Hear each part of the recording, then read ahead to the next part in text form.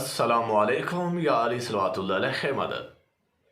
उम्मीद है तमाम मोमिन खैर वाफियत से होंगे और दाहिमाल सबको अपने हिफ्ज़-ओ-मान में रखें। सामीन और नाज़रीन, जैसा कि आप जानते हैं कि मुफ्ती चाहे इस दौर का हो या मुफ्ती चाहे 1400 साल पहले का हो, जब भी इन मुफ्तियों ने फतवे दिए तो मोहम्मद अहले बैत मोहम्मद के ख़िलाफ़ फतवे दिए। जब भी इन्होंने गुस्ताखी की तो मोहम्मद अहले बैत मोहम्मद की शान में गुस्ताखी करते ये दिखाई देते हैं। और आज ये सोचना कि ये मुफ्ती अरेस्ट हो जाएगा, ये इसे पकड़ लिया जाएगा कि इन्होंने मौला कायनात अली बादशाह की शान में गुस्ताखी की है, तो ये सोचना बेकार है। क्योंकि इससे पहले इनके बड़े बड़ों ने मिंबरों पर सब शितम किया, मोहम्मद अहले बैत मोहम्मद की तौहीन की और मौला कायनात को गालियाँ दी जाती रहीं। तो इन मुसलमानों ने उनके साथ क्या सलूक किया है। और आज तक वो मुसलमान जो मोहम्मद अहले बैत मोहम्मद के कातलों को छुपाते हुए दिखाई देते हैं, जो पाक सैयदा सलामुल अलैहा के हक छीनने वालों और बीबी को शहीद करने वालों को छुपाते हुए दिखाई देते हैं, जो मौला कायनात पर सब शितम करने वालों को छुपाते हुए दिखाई देते हैं, जो मजलूम करबला के कातलों पर पर्दा डालते हुए दिखाई देते हैं, जो उन्हें भी छुपाते हुए दिखाई देते हैं कि जिन्होंने मोहम्मद मुस्तफ़ा सल्लल्लाहु अलैहि वसल्लम को कागज़ कलम दवात नहीं दिया था, जो उन्हें भी छुपाते हुए दिखाई देते हैं, जो मोहम्मद मुस्तफ़ा सल्लल्लाहु अलैहि वसल्लम की नबूवत पर शक करते हुए दिखाई देते थे। तो आज तक जिन मुसलमानों ने इन वाक़यात को छुपाया है और इन हक़ाइक़ को छुपाया है, तो आज वो कैसे मोहम्मद अहले बैत मोहम्मद की शान में आवाज़ बुलंद करते हुए इन जैसे मुफ्तियों को अरेस्ट करवाने में आपका साथ देंगी। तो ये हुकूमत, इससे पहले आप देख लें पाकिस्तान के अंदर किस कदर आइम्मा ताहरीन की तौहीन की जाती रही और मौला कायनात की तौहीन की जाती रही और मासूमीन अलैहिस्सलाम पर किस तरह नाजेबा इल्ज़ामात लगाए जाते रहे, मगर इस हुकूमत और इन मुसलमानों ने क्या किया है, किसी को अरेस्ट भी किया तो फ़कत 2-4 दिनों की खातिर और इसके बाद उसे छोड़ दिया जाता है। तो ये तवक्को रखना बेकार है कि इन्हें पकड़ा जाएगा। और जहाँ तक मुफ्ती तारिक मसूद साहब की जहालत का ताल्लुक है, मैं इसे इसलिए जहालत कह रहा हूँ क्योंकि ये जहालत तो हो सकती है मगर हकीकत नहीं हो सकती। तो आइए ज़रा सबसे पहले मुफ्ती साहब का ये पहला क्लिप सुनते हैं। कुछ लोग कहते हैं जहेज़ लेना लानत नहीं है, और आप सल्लल्लाहु अलैहि वसल्लम ने अपनी बेटी को जहेज़ दिया था। आप सल्लल्लाहु अलैहि वसल्लम ने अपनी बेटी को जहेज़ नहीं दिया था, हज़रत अली से ने पैसे दिए थे। दो रिवायतें, एक तो हज़रत अली से मेहर लेके उसमें से कुछ चीज़ें बनाई थी। जी नाज़रीन, तो आपने देखा कि मुफ्ती साहब से ये सवाल पूछा गया कि क्या जहेज़ लेना लानत नहीं है, तो मुफ्ती साहब यानी जहेज़ लेने को लानत समझते हैं। और ये भी कहा कि मोहम्मद मुस्तफ़ा सल्लल्लाहु अलैहि वसल्लम ने खुद जहेज़ नहीं दिया था, बल्कि अली से रकम लेकर फिर उसे जहेज़ बनवाकर अपनी बेटी के लिए दिया था। तो मैं यहाँ पर सवाल करना चाहता हूँ कि मुफ्ती साहब ज़रा ये बताइएगा कि आपने कहाँ पर पढ़ा है, किस हदीस में पढ़ा है, किस आयत में पढ़ा है कि जहेज़ देना लानत है। अगर आप इसे साबित नहीं कर सकते तो कुरान के अंदर ये वाज़े आयत मौजूद है कि जो अल्लाह के नाजिल करदा से हुक्म जारी नहीं करता वो ज़ालिमीन में कहलाता है। वलानतुल्लाहि अला कौमिज़ ज़ालिमीन, और ज़ालिमों पर अल्लाह की लानत है। मुफ्ती साहब, अगर आपने ये फतवा अपनी तरफ से दिया है तो लानत वापस किस पे पलट रही है, ये आपने ज़रा सोचना है कि लानत का मुस्तहिक कौन बन रहा है। और दूसरी बात कि जो बाप अपनी बेटी, अपना जिगर का गोशा, अपना टुकड़ा, अपना हिस्सा, वो अगर किसी की ज़ौजियत में दे रहे हैं, किसी से शादी कर रहे हैं, किसी से अक़्द कर रहे हैं, तो जब बेटी दी जा सकती है तो अगर वहाँ पे कुछ सामान दिया जाए, कुछ जहेज़ दिया जाए, कुछ मदद की जाए, तो वहाँ पे वो कैसा बुरा फेल कहलाता है। और आपके बकौल अल्लाह के रसूल ने मौला कायनात की मदद की और ये रिश्ता हुआ। जब अल्लाह के रसूल ये रिश्ता कर रहे हैं तो फिर आपको क्या हक हासिल कि आप इस जहेज़ लेने को और नाउज़ुबिल्लाह मिन ज़ालिक इसे लानत से तशबीह देना चाह रहे हैं।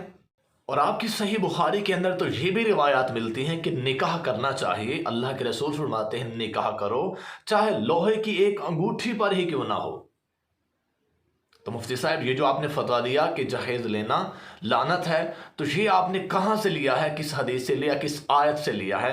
अब इसके बाद आइए ज़रा मुफ्ती साहब की दूसरी जहालत वो सुनते हैं और इसकी हकीकत आप सबके सामने आश्कार करते हैं। रिवायत है कि हज़रत अली खुद नबी की कफ़ालत में थे, मिस्कीन थे, गरीब थे, कुछ भी नहीं था, तो बेटी दे दी, कुछ भी नहीं है उनके पास, तो थोड़ा सा ताउन कर दिया। तो आपका दामाद अगर इतना गरीब है, कमबख्त डबल बेड भी नहीं खरीद सकता, मनूस माजरत के साथ, और डिनर सेट भी नहीं खरीद सकता, वॉशिंग मशीन भी नहीं खरीद सकता, तो ऐसे मनूस को बेटी ना दो पहले तो। जी नाज़रीन, तो आपने सुना मुफ्ती साहब का ये बयान कि जिसके अंदर उन्होंने ये कहा कि हज़रत अली अलैहिस्सलाम नबी पाक की किफ़ालत में थे, और ये भी कहा कि मस्कीन थे, गरीब थे, कुछ भी नहीं था उनके पास, तो बेटी दे दी किसने? नबी पाक ने। यानी मौला कायनात बकौल मुफ्ती साहब के गरीब थे, मस्कीन थे, कुछ भी उनके पास नहीं था, मगर अल्लाह के रसूल ने अपनी प्यारी बेटी उन्हें दे दी और थोड़ा सा तावन कर दिया। तो इसके साथ ये भी कहा कि आपका दामाद अगर इतना गरीब है, कम बख्त है, डबल बेड नहीं खरीद सकता, मनहूस है, ये है वो है, और वॉशिंग मशीन और डिनर सेट नहीं खरीद सकता, तो आप उसे बेटे ही ना दिया करें ऐसे मनहूस को। ये अल्फाज जो किस कदर गिरे हुए अल्फाज हैं कि मनहूस कहना, दामाद को मनहूस कहना, और ये इशारतन मौला कायनात की तरफ पलटाया जा रहा है। हम समझते हैं ये सारी चालें कि इन्होंने किस तरह मौला कायनात पर अपने पीरों के नक्शे कदम पे चलते हुए ये एतराज़ किया और ये ताना तशनी की है। तो इंशाल्लाह आप ज़रा इसकी वजाहत सुनिए कि मुफ्ती साहब ने पहला पॉइंट क्या दिया। मुफ्ती साहब ये कहते हैं कि मौला कायनात गरीब थे, मस्कीन थे, उसके पास कुछ नहीं था, मगर अल्लाह के रसूल ने उसे बेटी दे दी। और इसके साथ ही मुफ्ती साहब ये फतवा जारी करते हैं, जो बंदा गरीब हो, जिसके पास कुछ ना हो, जो डिनर सेट नहीं खरीद सकता, वॉशिंग मशीन नहीं खरीद सकता, तो उसे बेटी नहीं देनी चाहिए। भाई अल्लाह के रसूल बकौल मुफ्ती साहब की अपनी बेटी एक गरीब को, एक मस्कीन को, बकौल मुफ्ती साहब की उसे दे रहे हैं। तो आज की बेटियां क्या अल्लाह के रसूल की बेटियों से ज्यादा अफजल हैं? क्या उनसे ज्यादा अच्छी हैं? क्या उनसे ज्यादा प्यारी हैं? मुफ्ती साहब आप तो अपने झूठ के अंदर ही पकड़े जा चुके हैं। किस कदर आपने अपने बयान के अंदर झूठ और मकारी से काम लिया है कि अल्लाह के रसूल ने अपनी बेटी दी है और आप ना देने का फतवा जारी कर रहे हैं। और यही तो वजह है कि जो अल्लाह के नाजिल करदा से फतवा नहीं देता तो वो क्या होते हैं? जालिम होते हैं, और जालिमों पर लानत होती है। तो ये लानत हर कदम पे वापस मुफ्ती साहब पर पलटती हुई दिखाई देती है। और दूसरी बात, आपने ये कहा कि नाउज़बिल्लाह सुम्मा नाउज़बिल्लाह मौला कायनात जो थे वो गरीब थे, मस्कीन थे।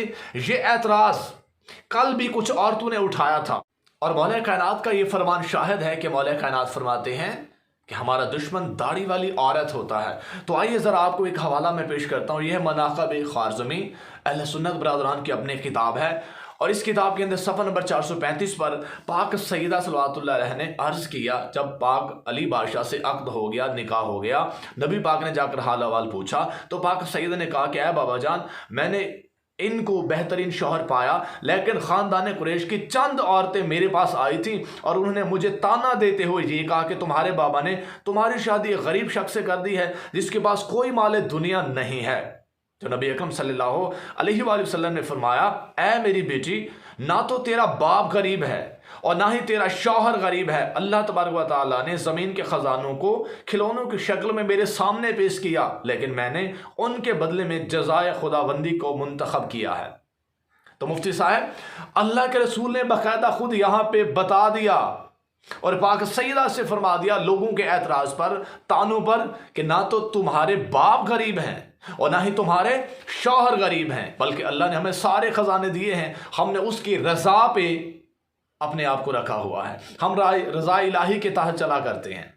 तो ये मसलत खुदाबंदी है, ये रज़ा इलाही के पैकर हैं।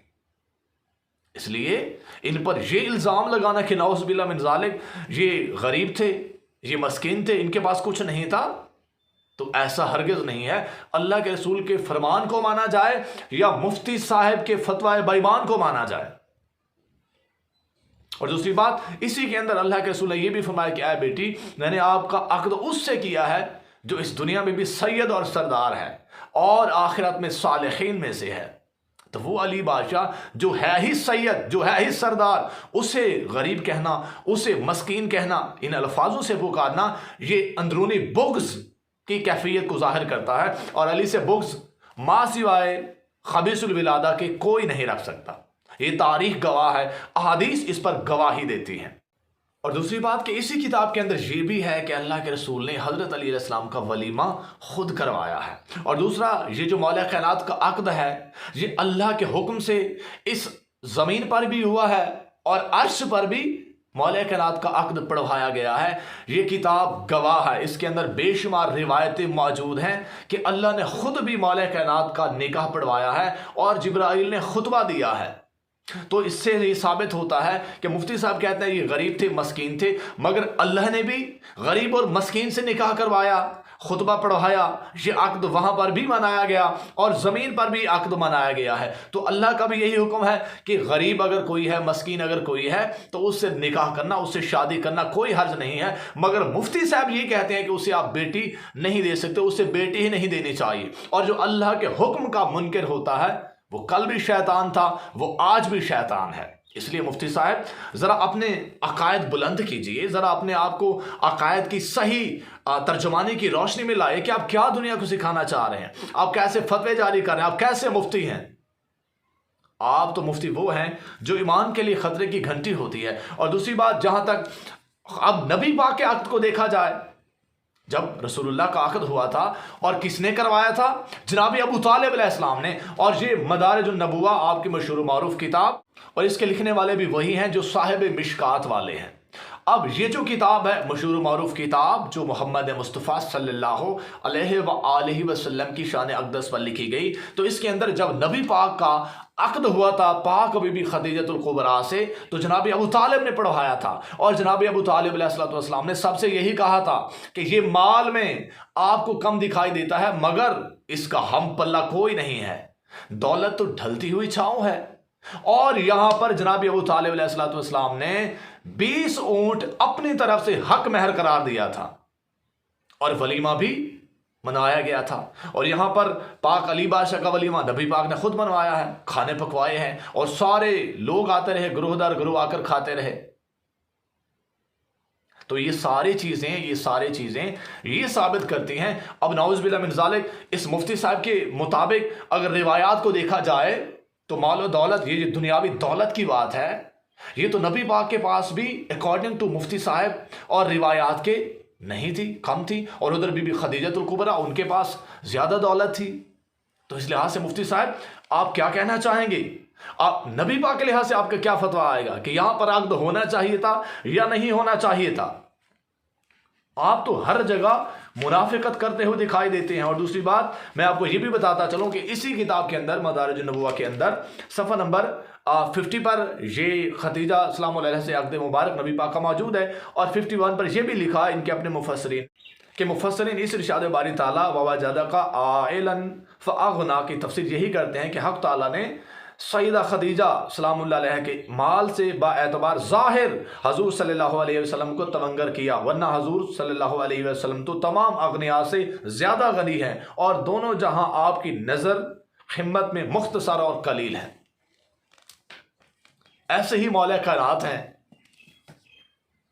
کیونکہ اس کتاب کے اندر باقاعدہ موجود ہے کہ جب اللہ نے نگاہ اڑائی تو سب سے برگزیدہ محمد مصطفیٰ کو پایا، اور اس کے بعد علی مرتضیٰ کو پایا گیا، اور محمد مصطفیٰ کو سیدہ کا باپ بنا دیا اور علی مرتضیٰ کو شوہر بنا دیا۔